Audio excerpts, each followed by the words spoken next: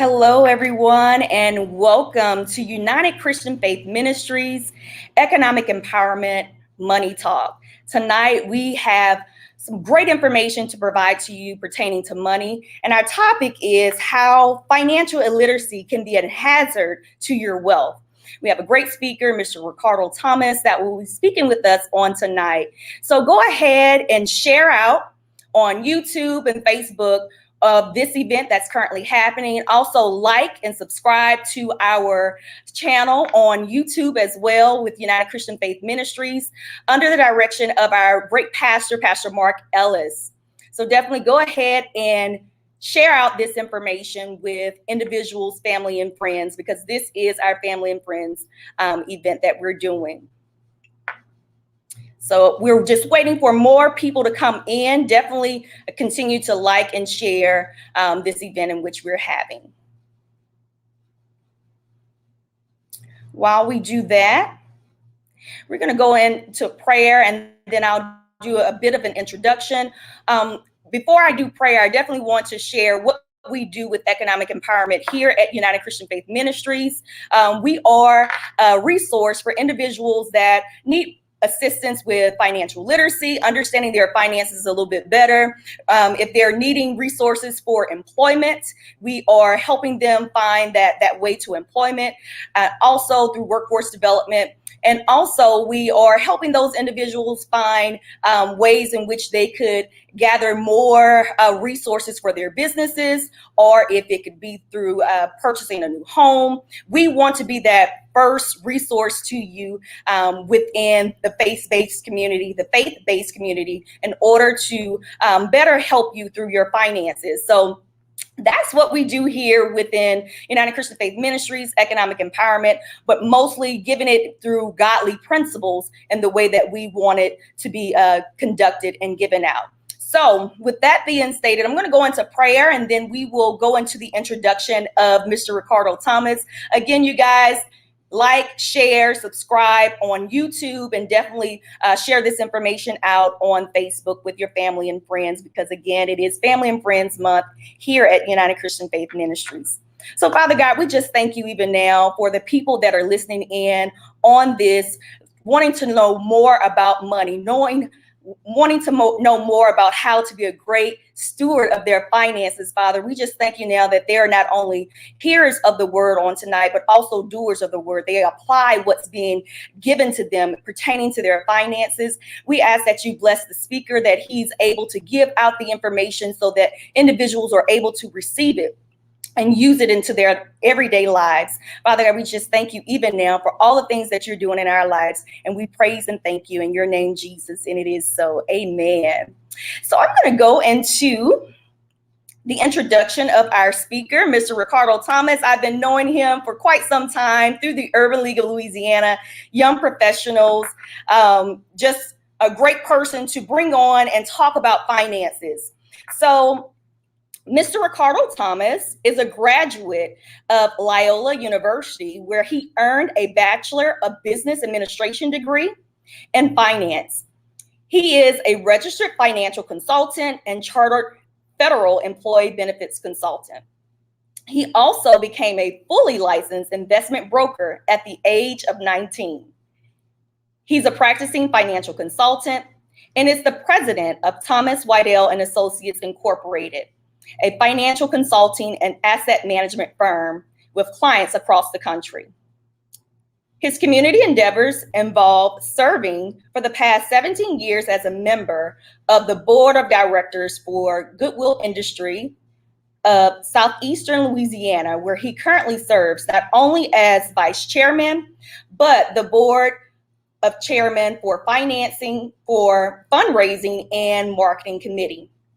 He also serves as the chairman of the executive council for NPR affiliate WWNO 89.9 FM radio, a board member of the Urban League of Louisiana, and is currently the president of the Urban League of Louisiana Guild. Lastly, he also serves as the member of the African American Leadership Council for Compassion and Choices, a national nonprofit focused on end-of-life planning. I now present to you Mr. Ricardo Thomas. To you and to everyone here assembled for tonight's program. Certainly, I count it a privilege to be here to share this information with you, and certainly appreciate the opportunity to talk to all of you again about our finances. So we're going to approach it a little bit differently tonight. As you'll see on the screen with the slides, we're going to look at creating a godly financial vision for your family and friends. Obviously, this week is what, Family and Friends Week, Karen, if I'm not mistaken. Yes, it is. Good. And so we're going to make sure that as we get better with our finances, that we can also help our family and friends, because we know we can't rise up without bringing them along. That's the right way to do it.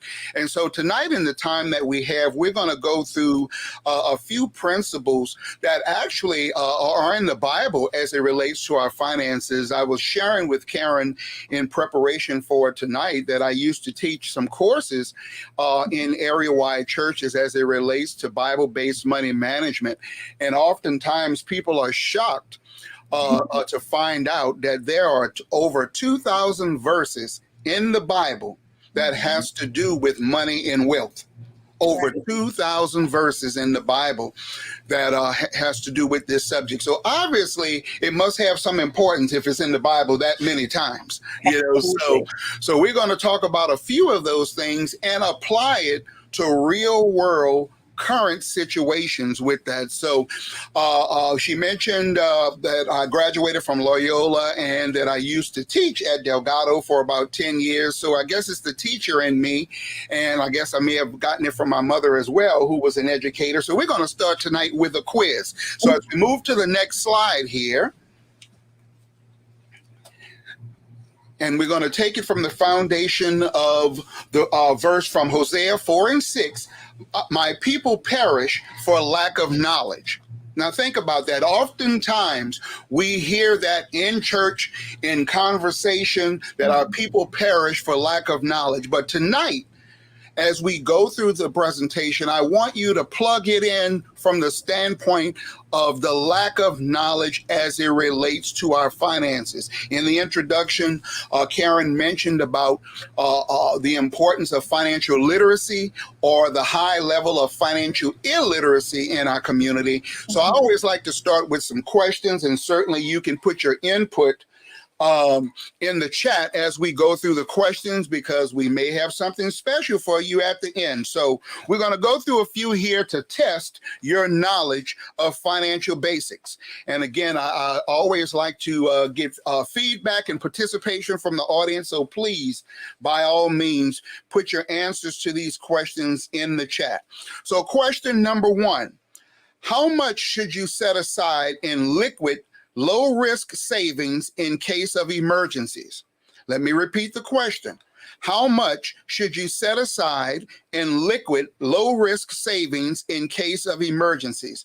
The first answer, A, 1 to 3 months worth of expenses. That's A, 1 to 3 months worth of expenses. If you feel that's the correct answer, put A in the chat. B, 3 to 6 months worth of expenses. B, 3 to 6 months worth of expenses. C, 6 to 12 months worth of expenses. Or D, it depends. So I'll give you a moment to think about that and put your answers in. That first question is, how much should you set aside in liquid low-risk savings in case of emergencies? A, 1 to 3 months worth of expenses. B, 3 to 6 months worth of expenses. C, 6 to 12 months worth of expenses. Or D, it depends. Okay? I'll give you all a second or two, and then we'll move on to our next question. So we'll move on. The next question: which of the following is a key benefit of a 401k plan? Now, many of us these days no longer have the opportunity to have the traditional pension plan like many of our parents or grandparents had, where based upon the number of years that you worked and based upon a formula utilizing a certain percentage of your salary and so forth, then you were guaranteed a certain income amount once you reach the particular age, whether it be 65 or whatever the formula dictated. Now we all, or most of us, have 401k plans where now we are in charge of the decision making as it relates to how we contribute, how we participate, how those dollars are allocated amongst the investments. So here's our question. Which of the following is a key benefit of a 401k plan? Which of the following is a key benefit of a 401k plan? A, you can withdraw money at any time for needs such as the purchase of a new car. B, the plan allows you to avoid paying taxes on a portion of your compensation. C, you may be eligible for an employer match, which is essentially getting free money. Or D, none of the above. And I'll repeat the question and give you a chance again to answer in the chat. Which of the following is a key benefit of a 401k plan? A, you can withdraw money at any time for needs such as the purchase of a new car. B, the plan allows you to avoid paying taxes on a portion of your compensation. C, you may be eligible for an employer match, which is essentially getting free money. Or D, none of the above. Now, keep in mind how important these issues are, because we all, to some degree, have to deal with these things. And so I thought it would be a good starting point as we get the conversation started, and certainly with the first one here, the importance of having proper financial knowledge. So now I'll move on. This one is a little bit easier. You got a 50-50 chance here. True or false? Some, but not all, of the money in a bank or credit union account is protected. True or false? Some, but not all of the money in a bank or credit union account is protected. That's A for true or B for false. Again, A for true, B for false. The question is some, but not all, of the money in a bank or credit union account is protected. And at the end, I'll go back and give you all the answers. And of course, tonight, we're all going to be honest and give our honest results as to how we did. Next question. Which of the following is typically the best way to pursue your long-term goals? Which of the following is typically the best way to pursue your long-term goals? A, investing as conservatively as possible to minimize the chance of loss. B, investing equal amounts in stocks, bonds, and cash investments. C, investing 100% of your money in stocks. Or D, not enough information to decide. So I'll repeat the question again. Which of the following is typically the best way to pursue your long-term goals? A, investing as conservatively as possible to minimize the chance of loss. B, investing equal amounts in stocks, bonds, and cash investments. C, investing 100% of your money in stocks. Or D, not enough information to decide. And then our last question here is, what is considered a good credit score? Now, you know, all of us are bombarded every day, whether it be on TV or on the radio, and even sometimes ads that may come up while you're online, talking about credit and credit repair and what you can do with this, that, and the other. And unfortunately, there's a lot of just bad information out there. But here's our question. What is considered a good credit score? We need to know that, know what our credit score is, because credit is oh so important. And certainly many of us have learned the importance of having good credit and having the proper type of credit card, especially over this last almost 2-year period due to the pandemic, where cash was not king at all, because certainly I can't order food through Uber Eats or Grubhub with cash. I need some type of plastic in order to do that. And in order to get beyond a debit card, I need to have good credit. So here's the question again. What is considered a good credit score? A, 85 or above. B, 500 or above. C, B or above. Or D, 700 or above. The question again is, what is considered a good credit score? A, 85 or above. B, 500 or above. C, B or above. Or D, 700 or above. Okay? So I'll wait to give you an opportunity to answer that question, and then I will go into giving you all the answers. Okay. So with that, we will proceed forward, and we'll go back to question 1 and give you the answer here. So question 1 is, how much should you set aside in liquid low-risk savings in case of emergencies? The answer was D. It depends. Now, conventional wisdom will tell you to set aside 3 to 6 months worth of living expenses in a liquid savings vehicle like a savings account or money market, but it really truly depends on your own situation. That's why when you're talking about financial planning, it is not a one size fits all. You really have to tailor make it or customize it to your own particular situation. Next question, which of the following is a key benefit of a 401k plan? The answer was C. Many employer-sponsored 401k plans offer a matching program, which is like getting free money. So for those of you who are in the job where the employer says that you can, say, hypothetically contribute up to, say, 10% of your income and they'll match up to 5%, if you're not doing at least 5%, and they are willing to match you up to that number, whatever it is, you're literally leaving free money on the table. And I can tell you, in my 37 years of experience of doing financial planning here, I have yet to meet someone at retirement and say, Ricardo, I am suffering because I have too much money. Too often it's just the opposite, where they'll say, if I knew back then what I know now, I would have done this differently, or I didn't realize how much money I would need, or I didn't realize inflation, all of those things like that. So definitely, please take full advantage of the matching programs that your employer may offer. So on to the next question.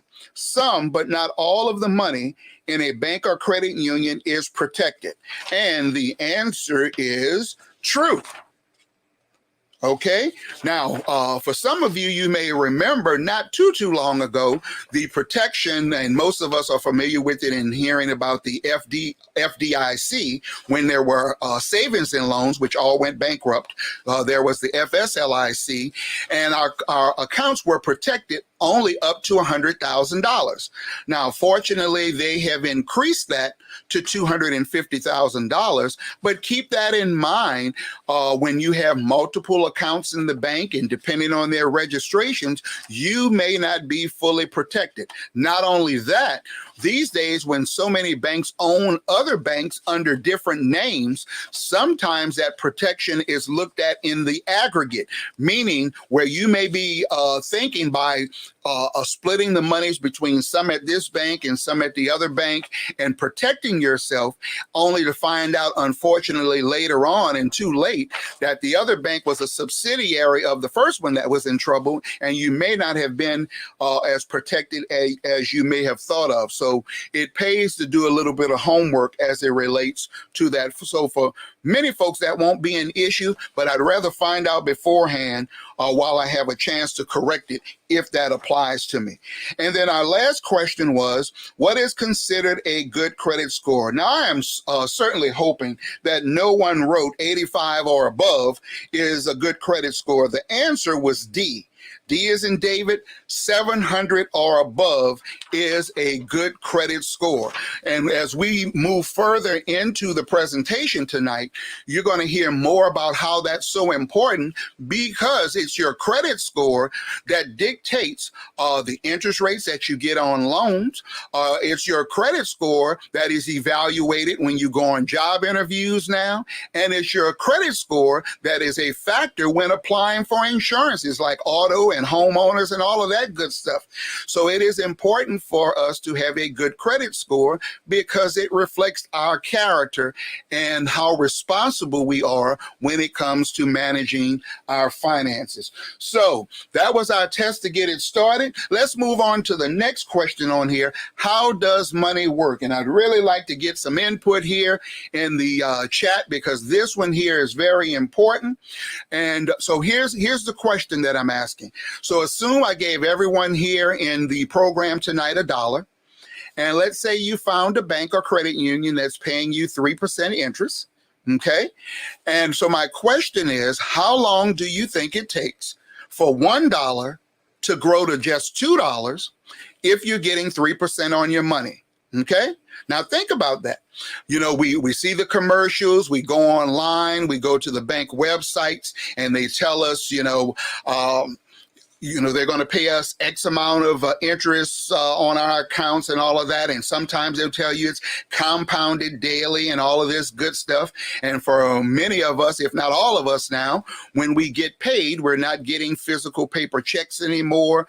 We're having direct deposits. So we should know what they are doing with our monies. So my question is, how long do you think it takes for $1 to grow to $2 if you're getting 3% on your money?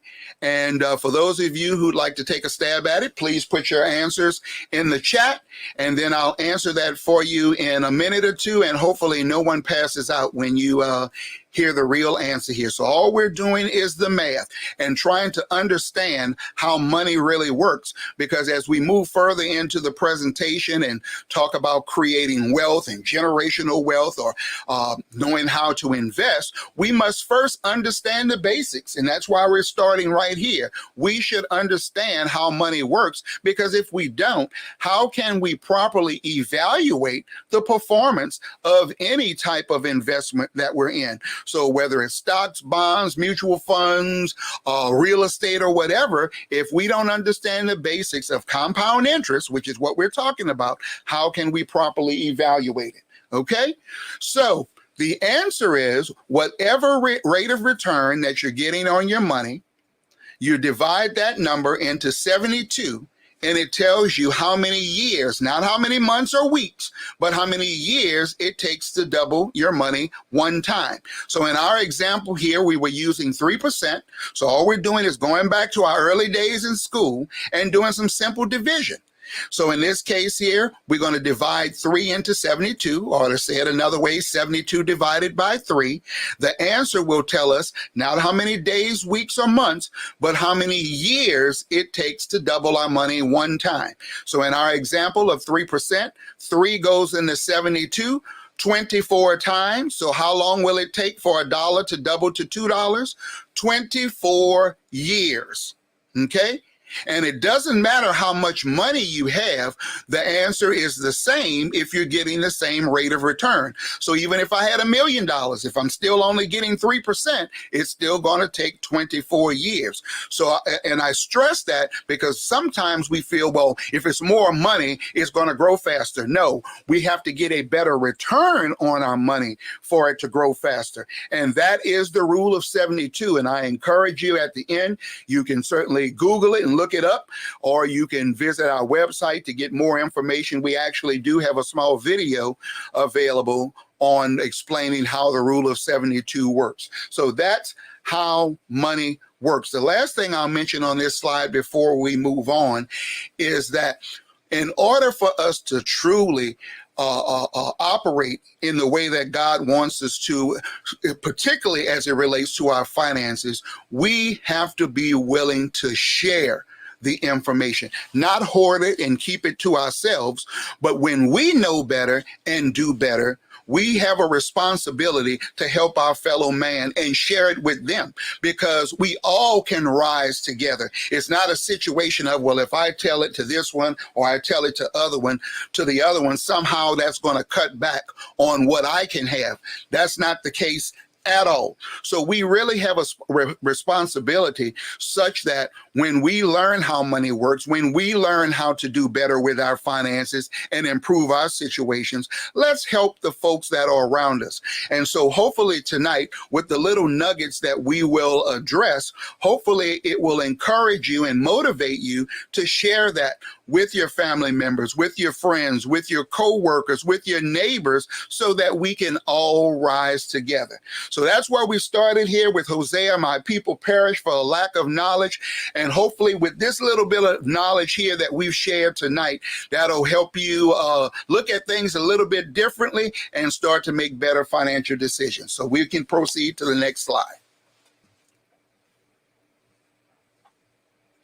All righty. Proverbs 1:5 tells us a wise man or a woman will hear and increase learning, and a man or woman of understanding will attain wise counsel. What am I saying here? We have to be very careful where we get our so-called financial advice from, or who we get it from. Okay? Or to put it another way, information is only as good as the source.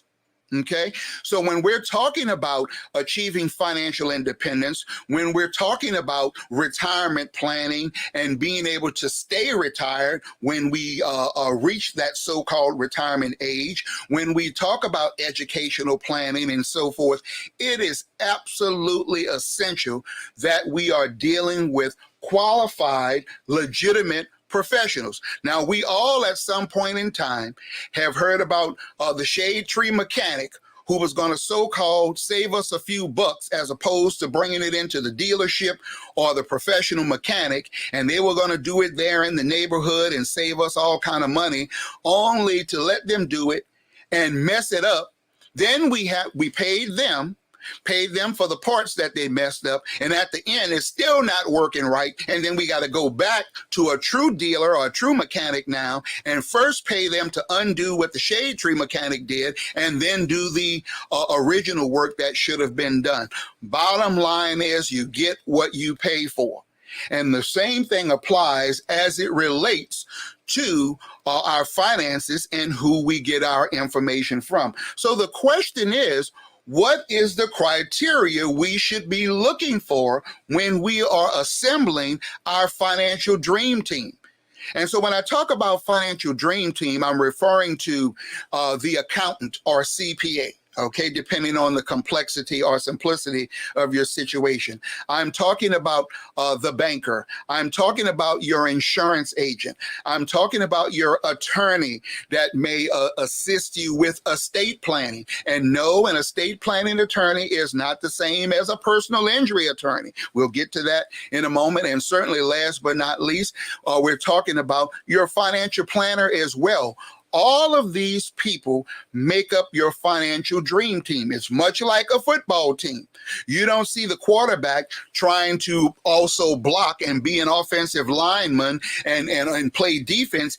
Everyone has their specific area of expertise and their area of knowledge, and they all play a role in working with you to achieve your ultimate goal in all of those particular areas. And I can tell you, unfortunately, many times in our community, there are many gaps left because we are either not going to legitimate, qualified financial professionals, or we may say to ourselves, oh, I can't afford that. Oh, I don't need that. Oh, I don't want to pay for that. So I'm going to try to do it myself. Okay. And remember, I just said a few minutes ago, you get what you pay for. So when you're going out and seeking professional advice in any of those areas, remember, you are in the driver's seat. Okay.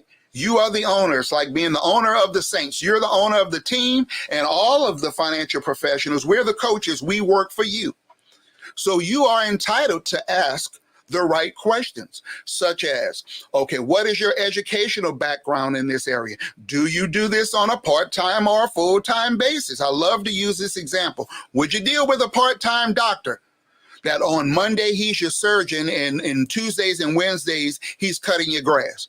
You're going to ask them, okay, how much time do you commit to continuing education? What licenses do you have? You know, these are some of the things that you ask. How long have you been practicing? Perhaps how many clients do you have? What is your specialty or specific area of expertise?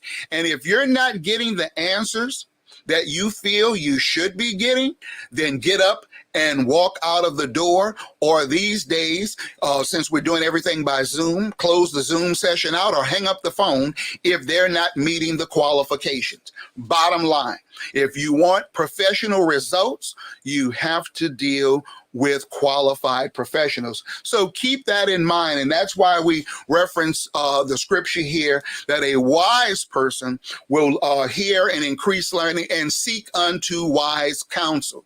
If you want good results, then you got to make sure you're dealing with good people. So hopefully we got that there. And hopefully, again, you understand that you are entitled to ask those questions. And if they are reluctant to answer those, then you have to really think about what are they hiding. Now, depending on where you are in your financial journey, you may not need all of them at one time. But over an entire lifespan, every single one of those professionals we will be interacting with, period. Bar none. All of those we will have to interact with, and to what degree will vary depending on the complexity of our situation. So keep that in mind as we move to the next slide.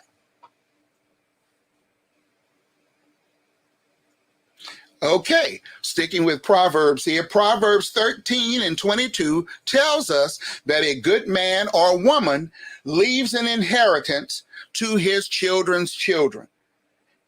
And as I was preparing for this, the first thing that came to mind is the new buzzword out here that everywhere I turn, in every conversation online, folks are talking about generational wealth. That's the new buzzword, generational wealth, generational wealth. That sounds good to the ear. But the question is, and you can answer this one for yourself, to yourself, do we really know what that means when we say generational wealth? Do we know what that means when we say, I want to create generational wealth? And the first part of that is, how can we create generational wealth or any type of wealth if we are not financially literate? Remember, that's where we started with the basics. If we don't have a basic fundamental knowledge of finance, how finances work, like we were talking about the rule of 72 and all of those things like that, then how can I create generational wealth? By the same token, as we think about this scripture here, as we think about the concept of generational wealth, sometimes I run into people and they'll say, oh, I'm not worried about leaving anything for anybody. Nobody left anything for me. Well, maybe that's why you're in the condition that you're in. Now, at the same time, we know that very few of us were born with silver spoons in our mouths. So many of us had to do the best we could with what we had. But it doesn't mean we have to continue that same cycle. Okay, because when we know better, we should do better. And if we want for our community to progress as a whole or from a global sense, then we should want to leave something for the next generation, whether it be our kids or our grandkids, because think about it.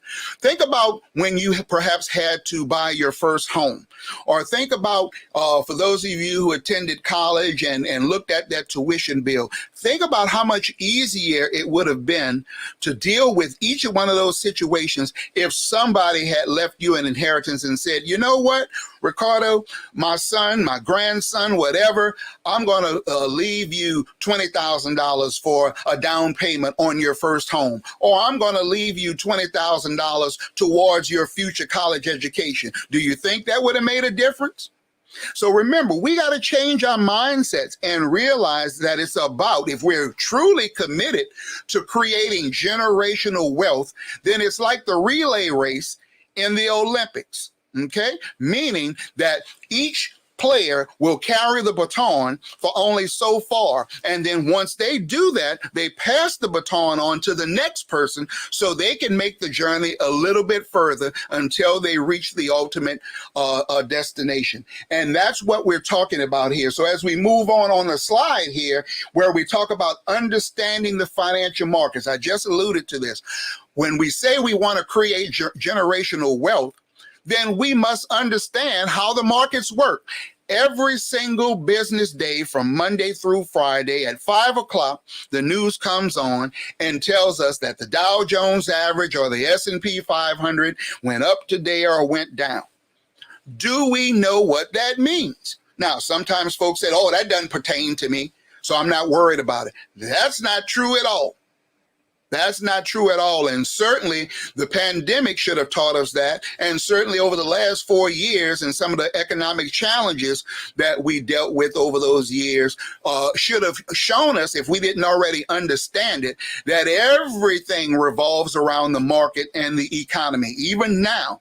And we know how it's important for us to social distance and all of that. Yet there are many folks out there saying, forget social distancing, forget masking. Let's get people back out there shopping and spending their money without any regard to their personal safety. But when I say understanding the markets, I'm going to give you a little clue here. We started first with the rule of 72. Now I'm going to explain to you what they're talking about when we're listening to the news in the evening.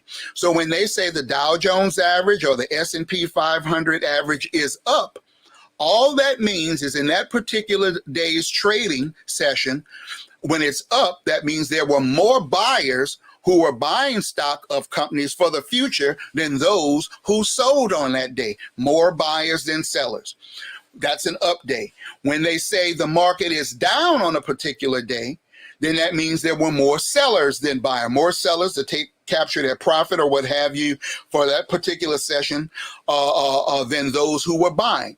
And that's it. That's all it means. It's not any more complex than that. Now, the question is, depending on what you are doing and where you are in your plan will dictate whether that or not that's a good or bad thing for you. And what do I mean by that? And unfortunately, I can't see all of you to see your responses with this, but I'm going to ask this question, and I know the response is always the same. When do we usually like to shop or go to the shopping center? Beyond some of you possibly saying every day, normally the answer we get is what? When there's a sale. Why? Because you can get the same thing for a cheaper price. Okay, that doesn't mean they've cut off a sleeve or they cut off a pant leg. That means you can get that same item for a cheaper price, which means now you can stretch your dollars and possibly get something else. Well, whether we're talking about at the supermarket or the stock market, what's the difference? If I'm investing for the long term, and we're going to get into that more in a minute, why shouldn't I take advantage of Walmart stock selling at a discount today? Okay, so we have to understand why something is down, because bottom line, let's look at the hierarchy as to how things work. At the top of the totem pole is industry. Without industry, we have no jobs. Without a job, I don't have a paycheck. And if I don't have a paycheck, what do I need the bank for? And by the way, the money that I leave left over in the bank is after what? After I've paid all my bills, which means the majority of my money I've given right back to those corporations that we spend 70 to 80% of our dollars with every day for the goods and services that we need to live. So put that into perspective. Why should I be afraid to own a part of Exxon or Shell or Whole Foods or Walmart or whoever if the majority of the money I'm working for is going right back to them? And I know we're doing it because certainly over the last year and some change with these stimulus checks, there's been a lot of purchasing and buying going on. So we've been giving it right back to them. So when we talk about generational wealth or creating generational wealth or getting to a point where we can have our money to work for us instead of always working for money, that means we have to understand the financial markets. We have to learn how to invest. We have to learn how to be on the receiving end instead of always on the paying end. And the last item on this screen here, we're talking about when we're talking about creating generational wealth. And this usually surprises a lot of people. When you look at a lot of the old money from the Kennedys to the Rockefellers to the Hunts and so forth, you know, at some point when they all first started out, they weren't all millionaires and billionaires. The money that we see now is from folks who made the sacrifice and paid the dues, sometimes not always legit.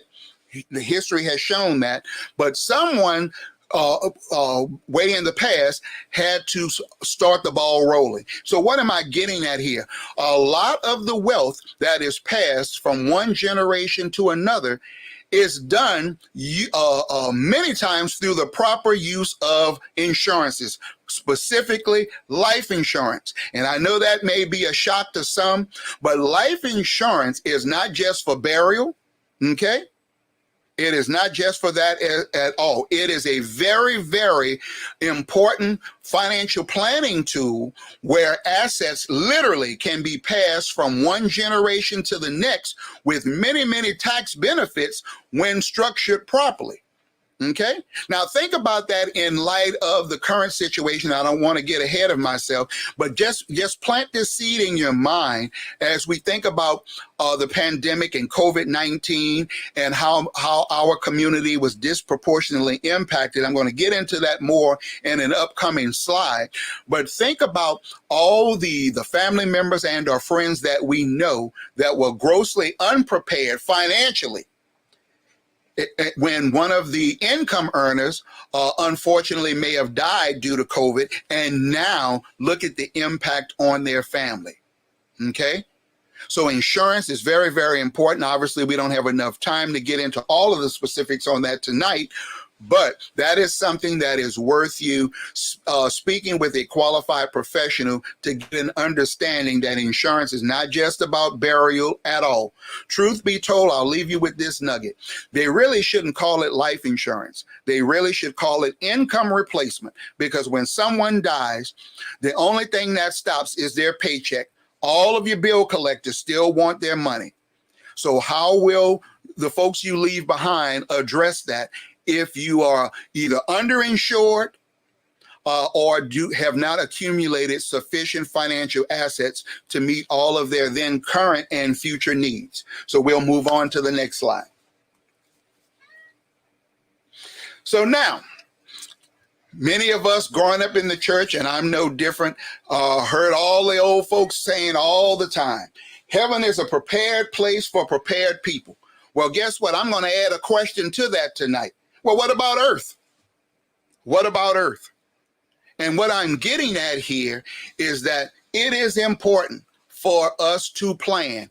It is important for us to prepare. And as I was just alluding to here, and we're getting right into it here, here are a few examples here locally that we can identify with and see the importance of being prepared. Now, let's just roll the clock back a good, 15, 16 years to Hurricane Katrina.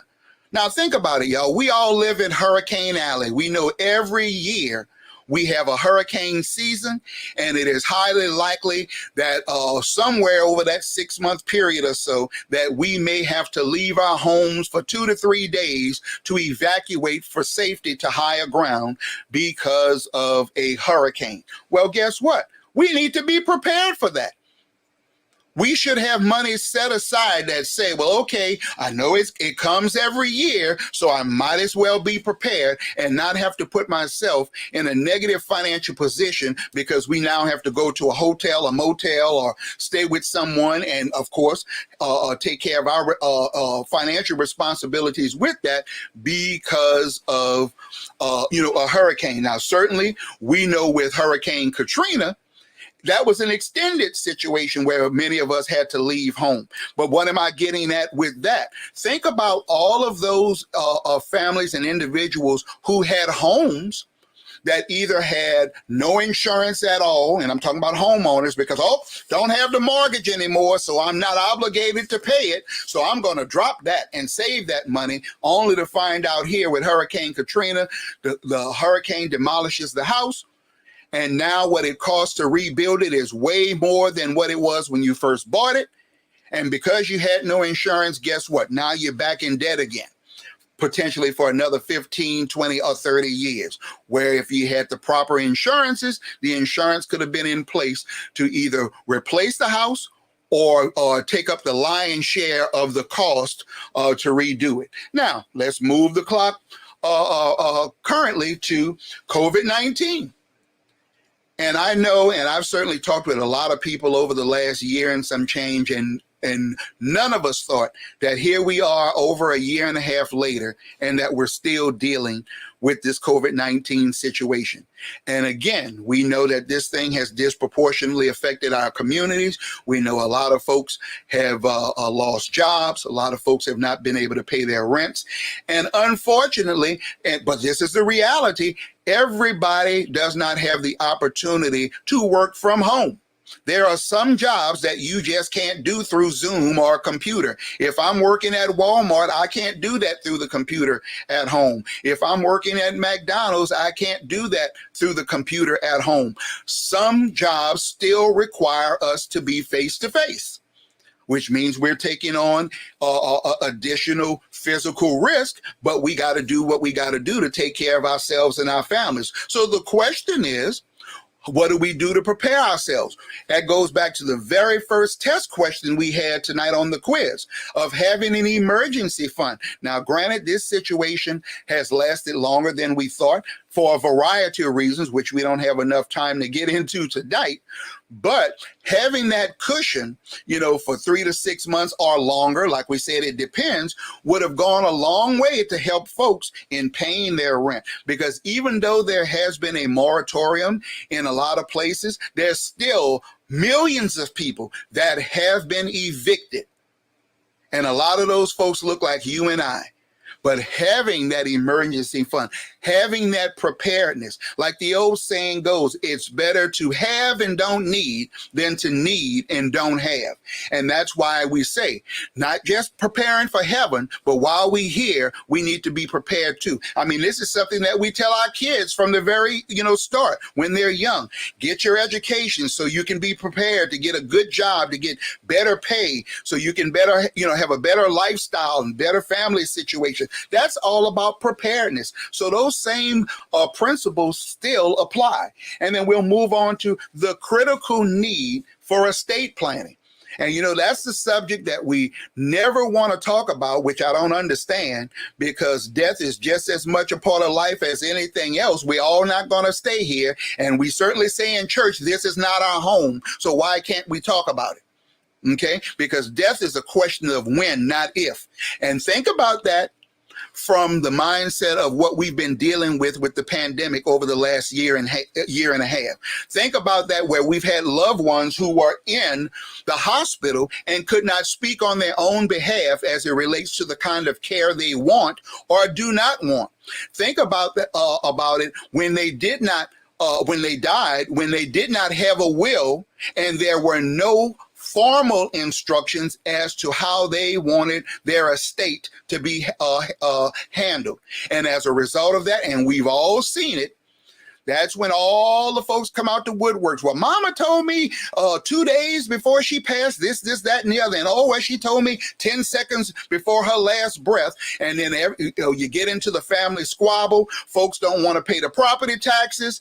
They lose the valuable property that our parents and grandparents worked years to accumulate, only to have somebody else go to the sheriff's sale and pick it up for pennies on the dollar, and then we get mad and say, oh, the neighborhood's changing. Well, it's not their fault that we didn't take care of our business. So it's important for us to sit down and talk about estate planning, talk about how we want things handled with those qualified professionals that we talked about a few slides ago, and say, this is how I want things to be done. Yes, I want to be resuscitated. No, I do not want to be resuscitated. This is the person I want to handle my house, or I want the house to be sold and the proceeds divvied up. I tell my clients all the time, I say, let them be mad at you, and all they can do is go to the cemetery and stomp on the ground. But guess what? Nobody's listening, as opposed to fighting and bickering amongst themselves and then not speaking and breaking up families and losing valuable assets that many people sacrificed and worked for years. We need to do estate planning. And then that ties into the last one here. And that's what I was just talking about. When we do not do these things, then think about the consequences of us not having our financial house in order. Okay, go back to Hurricane Katrina, when either us or some family member has been staying in grandma's house. Grandma had died 20 years ago, but we never did the succession. The house is still in grandma's name. The homeowner's insurance is still in grandma's name. The house was totaled in the hurricane. The insurance adjuster comes out and says, oh yeah, you have a claim here, you have coverage, but then when they send the check is in grandma's name. Guess what? You can't cash it because grandma is deceased. And they're going to tell you, but we can't do anything with it until you do the succession.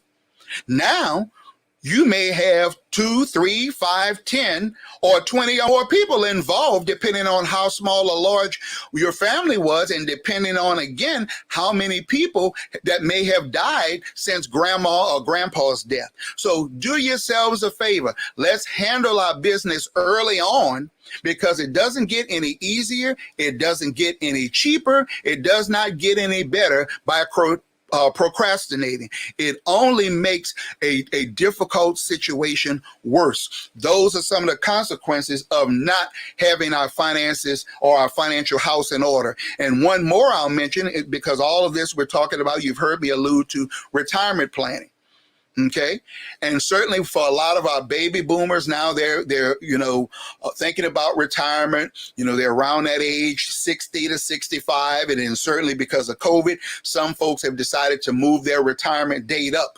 But yeah, I have the age, or I've been with the company 30 years, but they may not have the money. Okay. Retirement has nothing to do with your age. It has everything to do with your money. If you're 95 and broke, you'll be working. If you're 25 and have a few $1 million, you have the option to retire. So homework assignment for you. Figure out what your retirement price tag is. Okay. People are living longer. Do you know doctors have said that the person who will live to age 144 has now been born? In fact, the fastest growing segment of the U.S. society are centenarians. That's people who are in their hundreds. People are living much longer. But the question is, do you want to be here longer if you don't have any money? Okay. And many life insurance companies now are going back and revising their policies to extend past the old traditional age 95 or age 100, because people are living longer. And so now many of them are extending their benefit coverages to age 114 or even age 121 that I've seen. So the question is, like I said, do I really want to be here if I'm broke? So I encourage you, go and do your retirement price tag. Everything else we do in life, we look at the price tag and determine whether or not we can afford it. Well, guess what? Retirement has a price tag too. And here's something that can help you out. Let's say you need $50,000 a year for your lifestyle, to make the math easy, in retirement. And let's say you're going to live in retirement for 20 years. That's not impossible. Well, let's just do some simple math. If I need $50,000 a year for the lifestyle I want in retirement, and I plan to live 20 years, and again, I'm not factoring in inflation here, just to give you a starting point as an example. Well, 50,000 times 20 tells me in this scenario, I need at least $1 million. So if I know the math tells me I need $1 million, and I look at my 401k that we talked about earlier, and all I have is maybe $200,000. Well, it doesn't take a rocket scientist to figure out that I can't retire because I don't have enough money, because I have not adequately prepared. Okay, so we'll move on to the next slide. So with that, let's open up the floor to some questions. I know we've covered a lot of stuff, from the quiz to talking about the importance of dealing with qualified professionals, talking about creating generational wealth, understanding how money works, and so forth. So we want to open up the floor. Perhaps Karen's going to come back on the screen as well and assist me with this. So for those of you who may have some questions as it relates to anything that we've talked about, or perhaps something of a financial nature, we will do our best to answer that question for you. So Karen, I turn it back over to you. Thank you. Thank all of you thus far for your attention with this. So Karen? Thank you so much, Ricardo. We appreciate all of the knowledge in which you shared with us on tonight. I'll give them just a moment to put in the chat their questions in which they have. And then I'll go over, I guess you'll have the opportunity to share with us our actual giveaway for tonight. Okay. So we can do that. But I do want to share my takeaways before I go into that. Okay. All of the great things in which you shared on tonight. Just recently, we had our youth virtual summer finance camp, and we talked about this very thing about the rule of 72, of how the money can double within the amount of years in which it will take. So I love that you shared that on tonight as well. Understanding how to assemble your dream team. That is so key. There are different components in it. I like how you use the analogy of the football players, right? Everybody has their different positions within your dream team for your finances. The estate planning, that is so critical. So very critical. You don't want your family members trying to, at the last minute, trying to figure out what to do when it comes to your estates, right? So definitely getting that will, trust, all those things in order before that actually happens. And then doing the retirement price tag. I love that, right? If you know you have a certain lifestyle in which you like to live, you like certain things, you like live in a certain type of home, car, clothes, whatever it may be, but figuring out what it looks like yearly of how much you desire to have before you actually retire, so that you will live comfortably whenever you retire. So I just love all those things. Even when you talked about heaven is a prepared place for prepared people. Yes, even here on earth, we need to prepare, right? So just making sure we take those nuggets in which Ricardo provided to us on tonight and definitely applying them is just so key. So I know in the beginning, he mentioned a few quiz questions with us. So we'll go back over, we'll use that as one of our giveaways on tonight. So we will go over that portion. But if we do have any questions in the chat, if we can put it on the screen, if anyone has definitely put any questions in, we want to make sure we address that. All right. So we do have one. Ms. Gage mentioned, would it be smart to have a second retirement plan separate from my 403B with my job? Absolutely. And Ms. Gage, that is an excellent question. Just off asking that, you should get a gift. But I'll leave that to Karen. The answer is absolutely. Because again, in my 37 years of doing this, I have yet to meet a person that says, Ricardo, because I'm suffering in retirement because I've saved too much. That never happens. Usually people end up saying, if I knew back then what I know now, I would have done differently, or I would have saved more and so forth. But also, like the old saying goes, you never want all your eggs in one basket. So if you have a 403B, that tells me that you're probably in the education field or in the nonprofit field, because in the education space and nonprofits, they have 403Bs.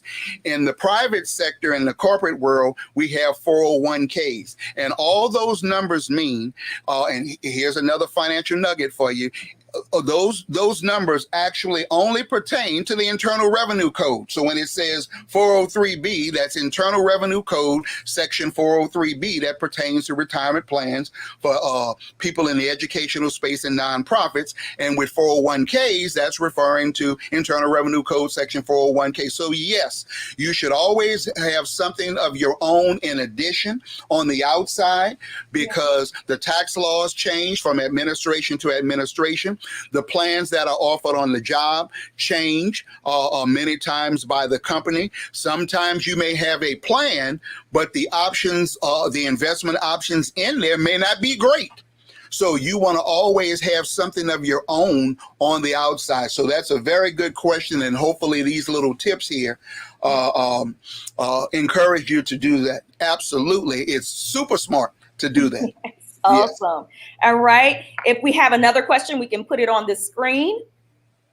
Thank you so much, Ms. Gage, for participating. So we have one from Ms. Veal. What is the best market to invest? Stock, real estate, franchising, etc.? Okay, this is an easy one to answer. All of the above. Okay, you heard me just mention about never having all your eggs in one basket.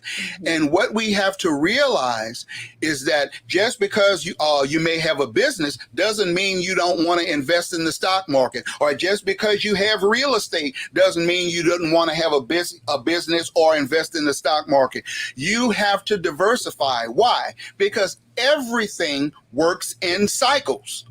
Everything has ebbs and flows. So by diversifying and not having all your eggs in one basket, so when one particular area may be down, the other areas of your portfolio may be up, and vice versa. So so it's not like an all or nothing. I just can only do this, or I just can do the other. In fact, when we are working with our clients and developing their investment portfolios, they will have a combination of many of those things, whether it be stocks, bonds, whether it's individual securities like that, or mutual funds, or certainly real estate investments. And I'm not talking about just residential. There are many more effective ways to own real estate than just buying the double that we typically think about. Of course, we don't have enough time here to talk about it, but the short answer is all of the above. With it, if you have the wherewithal, the knowledge, and the resources, because you mentioned franchising and so forth, if that fits your bill, then that's not a bad way to do it as well. But not everybody wants to be a business owner. Not everybody is qualified to be a business owner, and that's okay. You can do those other areas, stocks, bonds, real estate, all of those things. So it really depends upon your situation, what your resources allow you to do, and what's feasible for you based upon the results of your financial dream team. So Karen, see how I put that back in there? Yes, I see that. All right, I think we have one more question, and we will end with the questions. So it states from Ms. Williams, would investing in Bitcoin be a good starting point? Oh my goodness. Wow. I thought I was going to escape tonight without a question on Bitcoin. Okay. But at the same time, I'm kind of glad it came up, because we really need to get real information on it. A lot of people do not realize, and you can go and Google it, and make sure you got to be very careful what information sources you go to on the internet, because just because it's on the internet doesn't necessarily mean it's true. Bitcoin came about as a means of transferring funds for drug dealers and other illegal transactions across the world. That is the origin of Bitcoin, period. All right. Now, what they are doing, because, obviously, if I'm involved in illegal activity, I can't put that money in the bank. I certainly can't put that on my tax return. So how am I going to do it? And you can't walk around with a wheelbarrow with your money in it. So they had to find some means to do it. And so they came up with this idea of transactions and moving their currency on people's private computers. And I'm saying that with an emphasis on it, because remember, one of our questions earlier was, is your money protected in the bank, with the FDIC and so forth? You know how much protection and recourse you have with Bitcoin? None, nada, because you don't know who you're dealing with on the other end. In fact, Google it a few months ago. There was a guy who had millions of dollars in his Bitcoin account, forgot his password, and lost all his money, because who do you go to? See, if I have an account at Capital One and I've forgotten my password, I can call the IT department and say, can you reset it? Who are you going to call at Bitcoin to reset this? This stuff is on people's personal computers. And what is it backed up by? Nothing. Okay. In the bank, we're backed by the FDIC, which is backed by the full faith and credit of the United States government and its ability to tax. Okay, Bitcoin doesn't have any of that at all. So there's been all this craze, over the last year or so about getting into Bitcoin. And remember, I said earlier about seeking unto wise counsel. History has shown over and over and over that when times get tough, the wolves come out. to try to take advantage of folks. So we have to be very, very careful. And my thing is this, before we delve into all of these exotic speculative areas, because it's amazing to me, folks will tell me sometimes, oh no, I don't want to get into that stock because it's too risky. You can lose your money. But we'll get into Bitcoin and do a transaction with thousands of dollars with a stranger on the other end on their personal computer that you have no clue. But that's not risky. So do your homework with that, and let's master those things that have been there already. Let's master stock ownership. Let's master bonds and mutual funds and real estate. Let's do that. Let's conquer those. And then if we want to take a small percent that we can afford to lose, so keep that in mind. When you get into speculative stuff, it's literally like going to the casino and saying, I'm going in knowing that there's a 9 times out of 10 chance I'm going to lose it. Is it okay? If I'm going in there with my house note and my car note, I shouldn't be doing that. So hopefully that helps you there as it relates to Bitcoin. But, master those things that we know has a backup. Like I said, stocks, bonds, real estate, taking advantage of what you have on the job. And then maybe, if you want to commit no more than 5% of your assets after you've exhausted all those other areas that you can afford to lose. Because guess what? With all of these things out here, none of this stuff, they give us the illusion that this is the road to quick riches. I've been messing up with my finances for 30 years, but now all of a sudden I'm going to put $1,000 in Bitcoin and I'm going to be sitting next to Jeff Bezos on the next rocket going to the moon. That dog don't hunt. That's not real. So hopefully that helped you out there with that. And I'll say this, and we may put the slides back up after we finish here, but take advantage of the resources that we have online. On our website, we have a lot of videos on a variety of different financial topics. And a lot of these things that we're talking about here is all completely educational.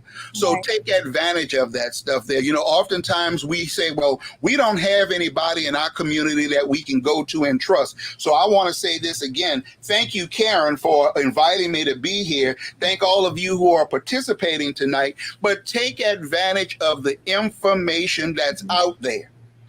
Because guess what? If the information is there and we don't take advantage, then we can't sing like we used to say on Mardi Gras before the pandemic, it ain't my fault, because it is our fault if we don't take advantage. So I see all of the folks there. Certainly you're welcome. I've enjoyed it. Karen, I'm going to turn it back over to you. Well, thank you so much, Ricardo. Again, we are receiving all the thanks and all the individuals that are enjoying this session. So definitely, you guys, take heed to this information which we provided. We definitely have more to share this week. On Friday, we have another great speaker coming virtually, of course, within the Money Talk as well. So definitely tune in with us on Friday night at 6 o'clock. We'll have our other speaker as well. But before we end on tonight, because we are near the end of our event, I know you guys are like, oh, this is great. But we definitely want to do a giveaway. I love doing giveaways with the Economic Empowerment Department here at UCFM, again, under our pastor, Mark Ellis. So this book in which we talked about is How Money Works. Ricardo talked about how money works on tonight. So we want to give this book away. On the screen, they will show my email address based on the person who wins this particular book and the question in which Ricardo will put out there. The first person that gets it correct will receive this very book for more simplistic education on how money works, right? Later on within this year, we will have a book review on this very book for our debt-free army. So we want to share more ways in which we could help you eliminate debt and just understand money a little bit better, okay? So Ricardo, I'll have you to go ahead and do your question, and we'll see who has the first correct answer. All righty. So here we go. So, obviously, a big subject all the time is debt. All right. And we see it around us all the time. So the question is to make sure we understand some of the financial lingo that's out there. So here we go. So in debt language or in debt vocabulary, what does APR stand for? So you go down the street, you'll see signs up, 6% APR, 6%, 8% APR. What does that mean? So does it mean A, actual percentage rate? Does APR stand for A, actual percentage rate? Or does it stand for B, annual personal rate? B, annual personal rate. C, annual percentage rate. That's C, annual percentage rate. Or D, actual personal return. So in debt vocabulary, what does APR stand for? A, actual percentage rate. B, annual personal rate. C, annual percentage rate. Or D, actual personal return. Okay? And as you're getting the answers from folks, I'll just share this link with you. If anybody want to reach out to me or get on our newsletter list or go to our website, they can find us at www.twaconnect.com. That's www.twaconnect.com. And if you have any other questions for me, I'll be more than happy to do my best to answer them. So I think you got some answers already, Karen. Yes. The first one that came on the screen, and I'm getting notification from our person in the back in media that it is Mr. Gilbert Roberts. So he will be receiving this book, our church member, definitely. But go ahead and send me your email address. They should have my email address within the screen. Well, you'll have access to just send me your email address so that I can get this book to you. But if not, I definitely will see you at church on Sunday, and I can perhaps provide you this book as well. I look forward to that. You guys remember, on Friday, we will be back again with the Money Talk Live. We will have another great speaker talking about just the importance of financial education. So we look forward to that great conversation. I look forward to seeing you guys, and definitely share this information with others as well. I'll see you guys then. Thank you so very much for joining in tonight. Have a great night. Bye-bye. Bye-bye.